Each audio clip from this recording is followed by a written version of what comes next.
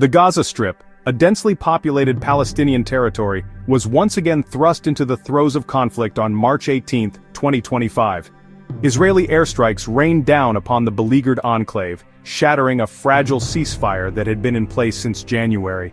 The deafening roar of explosions and the terrifying whoosh of missiles pierced the night sky, leaving a trail of destruction and despair in their wake.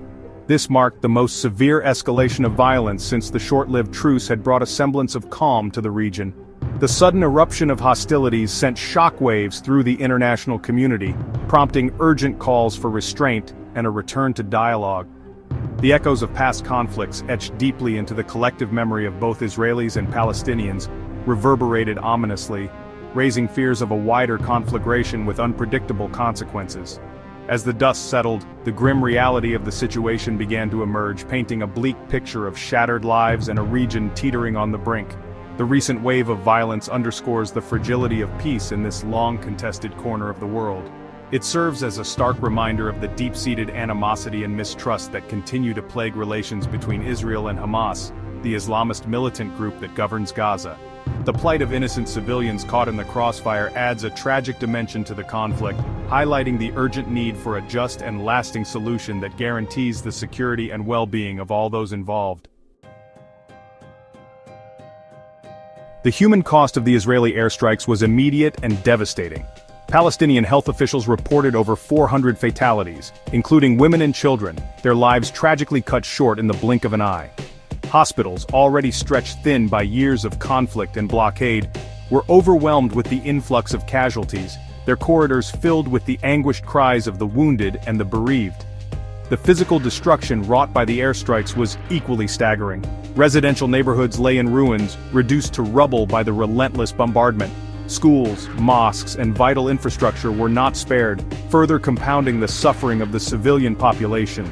The once familiar streetscape transformed into a nightmarish landscape of twisted metal, shattered glass, and pulverized concrete, a testament to the indiscriminate nature of modern warfare.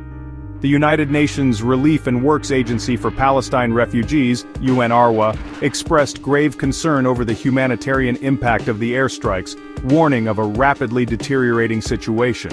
The agency estimated that tens of thousands of Palestinians had been displaced from their homes, seeking refuge in UN-run schools and shelters, their lives upended by the sudden outbreak of hostilities.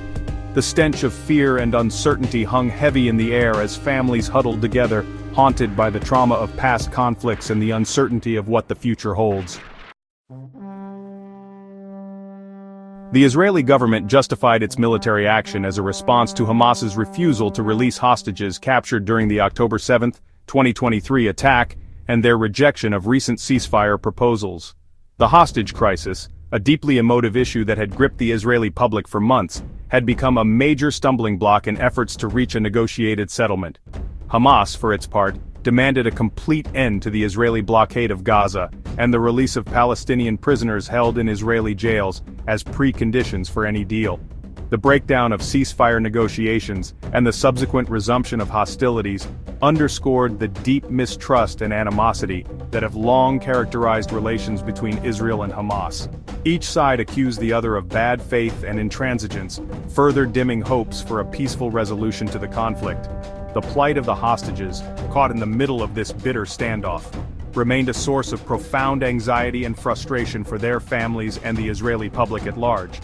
The international community, meanwhile, urged both sides to show restraint and return to the negotiating table. The United States, a steadfast ally of Israel, expressed support for Israel's right to defend itself, while also calling for a de-escalation of violence.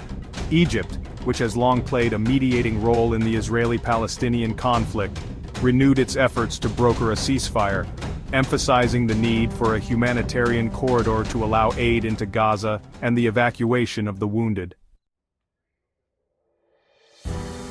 The Israeli government, led by Prime Minister Benjamin Netanyahu, adopted a resolute stance, vowing to continue military operations until Hamas met its demands. Netanyahu, facing mounting domestic pressure to secure the release of the hostages and restore Israel's deterrence, framed the airstrikes as a necessary measure to protect Israeli citizens and send a clear message to Hamas that its actions would not go unpunished. Hamas, for its part, condemned the Israeli airstrikes as an act of aggression and vowed to respond with all means at its disposal. The group's leader Ismail Haniyeh accused Israel of perpetrating war crimes and vowed that the Palestinian resistance would continue until liberation. The group's defiant rhetoric, coupled with its rocket attacks on Israeli territory, further inflamed tensions and dashed hopes for a swift end to the violence. The escalating conflict sparked protests and demonstrations around the world, with people taking to the streets to express their solidarity with the Palestinian people and condemn Israeli military action. Human rights groups criticized both sides for their conduct, accusing them of violating international law and endangering the lives of civilians. The UN Security Council held an emergency meeting to discuss the crisis, but failed to agree on a joint statement due to divisions among its permanent members. As the world watches, international reactions pour in from all corners of the globe. Leaders and citizens alike express their concerns and hopes for a peaceful resolution. The situation in Gaza has captured global attention, prompting urgent calls for dialogue and diplomacy. From the United Nations to grassroots organizations, the message is clear: the world is watching, and the stakes are high. The ceasefire, once a fragile beacon of hope, has crumbled. Tensions have escalated, and the region is once again engulfed in conflict. The dreams of peace seem more distant than ever. The humanitarian toll is staggering. Families are torn apart, homes are destroyed, and lives are irrevocably changed. Aid organizations are struggling to provide relief amidst the chaos. The human cost of this conflict is immeasurable. Within Israel, the political landscape is shifting. Leaders are grappling with internal pressures and external threats. Policy decisions made in these critical moments will shape the nation's future for years to come. The echoes of past conflicts reverberate through the present, casting long shadows over the future. History's lessons are both a guide and a warning. As the region faces an uncertain path ahead, the choices made today will define tomorrow.